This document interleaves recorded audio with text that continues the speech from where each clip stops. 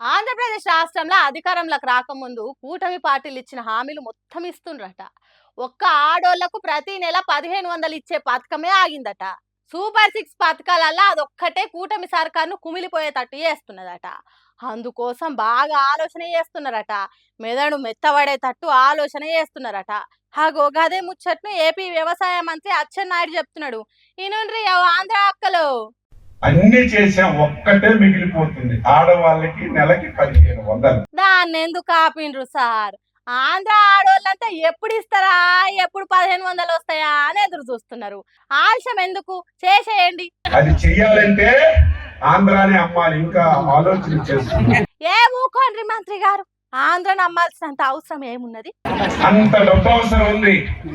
ఏమి చేయాలి, ఎలాగా పథకం అమలు చేయాలి ఆలోచన చేసి చంద్రబాబు నాయుడు గారు ముందుకెళ్తున్నారు.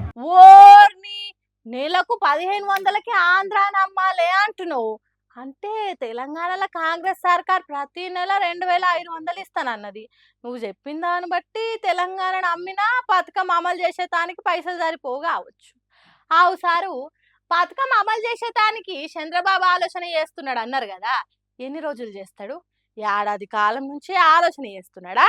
చేయండ్రి, ఇట్లనే ఇంకో 4 ఏళ్ళ ఆలోచన చేయండి పథకం ఎట్లా అమలు చేయాలి అని. ఆ తర్వాత ఆంధ్ర ఆడోళ్ళు ఆలోచన చేస్తారు, మీ కూటమి ప్రభుత్వాన్ని ఉంచాలనా కూలగొట్టాలనా అనేది. చెయ్యండ్రి సార్, చెయ్యండ్రి, ఇంకా ఆలోచన చేయండ్రి అని అంటున్నారు. కూటమి ప్రభుత్వం పనితీరును గమనిస్తున్న ఆంధ్ర జనాలు ఇప్పుడు.